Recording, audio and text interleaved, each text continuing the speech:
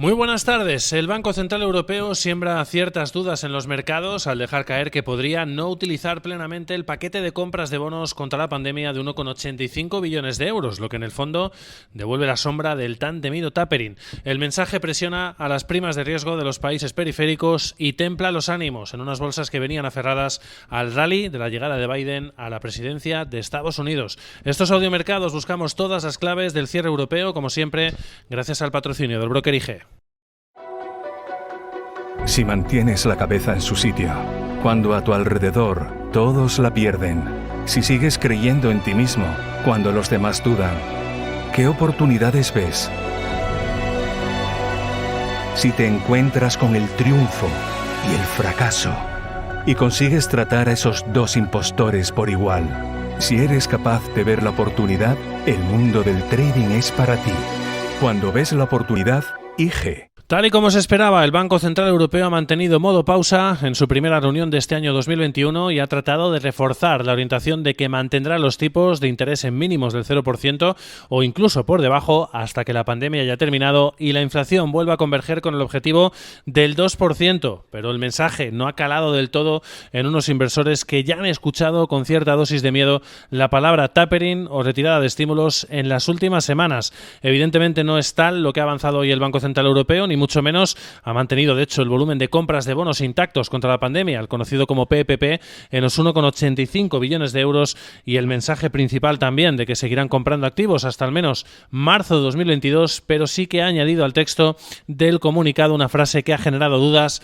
con un tono más hawkish de lo anticipado y que en el fondo esconde una posible no utilización de todos los recursos disponibles y que está siendo leído por los mercados como una posible retirada de estímulos. En concreto, asegura el organismo que si las condiciones de financiación mejoran, podrían no utilizar todo el paquete de compras plenamente, un mensaje que ha dejado ciertas dudas entre los inversores y que ha centrado buena parte de las preguntas de los periodistas en la rueda de prensa de Christine Lagarde. La presidenta ha tratado de remarcar que solo es una puntualización y que están listos para ajustar todos los instrumentos en caso necesario, pero el cambio de lenguaje ha pesado sobre los ánimos de los inversores, junto a su visión también de Lagarde de la economía. Ha anticipado que pese a la mejoría de perspectivas en el medio y largo plazo gracias a las vacunas, en el corto vemos un claro deterioro por el avance de los contagios y las nuevas medidas de confinamiento. Confirma contracción económica en el cuarto trimestre y anticipa probablemente también una en el primer trimestre del año, aunque eso sí ha mantenido intactas de momento las previsiones porque asegura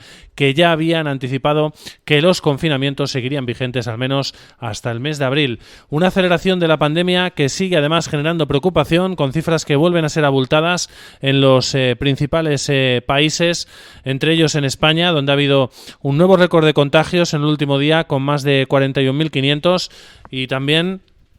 cifras abultadas que hemos conocido en este caso en Reino Unido, con una cifra de contagios de 37.800 en el último día y también de fallecidos 1.290 en la última jornada. Esto se suma también a las cifras también por encima de los 1.000 fallecidos en Alemania del último día y más de 20.000 contagios, unas cifras que siguen siendo muy duras en la mayoría de los países europeos y provocando también en este caso pues nuevas medidas, nuevo endurecimiento de medidas y de restricciones en los principales gobiernos. Portugal ha anunciado hoy que endurece el confinamiento con el cierre de todas las escuelas durante los próximos 15 días. Irlanda del Norte extenderá el confinamiento hasta el 5 de marzo, según ha adelantado Sky News, y el gobierno de Holanda va a también extender a todas las compañías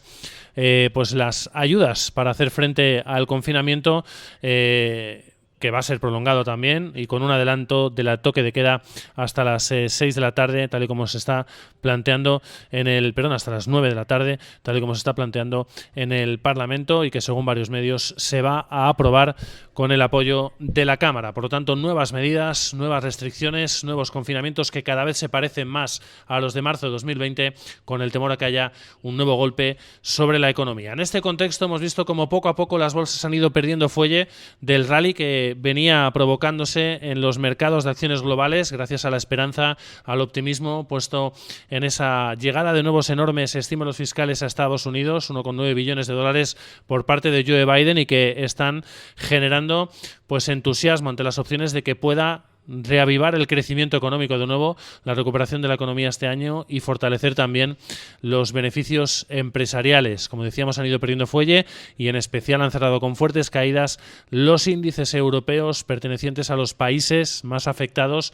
por ese mensaje de posible retirada en las compras de bonos, o en concreto los más beneficiados por ese paquete de compras de bonos, como son los países periféricos. El IBEX 35 ha cerrado finalmente con pérdidas del 0,83%, 8.136 puntos. El MIPTEL italiano se ha dejado un 0,8%, 22.469 enteros. El K40 parisino ha cerrado con caídas del 0,59%, 5.595 puntos. El FT100 se ha dejado un 0,26%, 6.722 enteros. Y algo menos ha caído el DAX de Frankfurt, con pérdidas de una décima en los 13.908 puntos. El Eurostoxx 50, por su parte, es el único indicador que finalmente ha cerrado en positivo y con avances muy tibios del 0,05% en los 3.626 puntos. En el mercado de divisas, el euro ha mantenido fortaleza ante esos mensajes de Christine Lagarde. Ha dicho además que van a vigilar muy de cerca la evolución del mercado de divisas, sin fijarse, eso sin ningún objetivo, y ha admitido además que en este caso, pues lógicamente penaliza la recuperación de la inflación, de los precios. A preguntas de los periodistas sobre qué van a hacer en el caso de que el euro alcance niveles preocupantes, ha dicho que están listos para ajustar todos los instrumentos que sean necesarios, también en el caso de que lo consideren necesario por la evolución de la moneda común europea. A esta hora el euro, como decimos, avanza un 0,25% en 1,2140 unidades. Eso sí, está lejos de máximos, que ha tocado en 1,2173 dólares. Y la libra, por su parte, 0,46% arriba, ha vuelto hoy a superar los 1,37 dólares que ya ayer tocó por momentos, máximos desde mayo de 2018, 1,3117 unidades, subiendo la libra prácticamente medio punto porcentual. En el plano de la pandemia también estamos recibiendo cifras precisamente desde Italia, que estamos teniendo en estos momentos. 14.078 nuevos contagios en el último día, un ligero incremento desde los 13.571 del día anterior. La cifra de fallecimientos, desgraciadamente, más o menos se mantiene con respecto al día previo. 521 personas han perdido la vida en Italia por el COVID-19 en el último día, frente a las 524 del día previo. En este contexto, en el plano corporativo, dentro del IBEX 35, que como decimos es la plaza europea que más ha caído junto a la de Milán, 0,83% abajo, 8.136 puntos, han penalizado sobre todo las pérdidas que hemos visto hoy para Colonial, 5,1% abajo, ACS se ha dejado un 4,2%, 4 puntos ha caído Merlin Properties, 3 Repsol, y algo más de un 2,5%, IAG, Amadeus, compañías ligadas al turismo, Telefónica, Ferrovial y también AENA. Más de 2 puntos Mafre y Farmamar, un 1,8% Santander y 1,5 punto Viscofan, Melia Hotels y también Naturgy. En el lado contrario, Bankinter, después de resultados que ha presentado hoy y que han gustado al mercado, pese a que ha mostrado pues una caída en el beneficio neto del 42% por mayores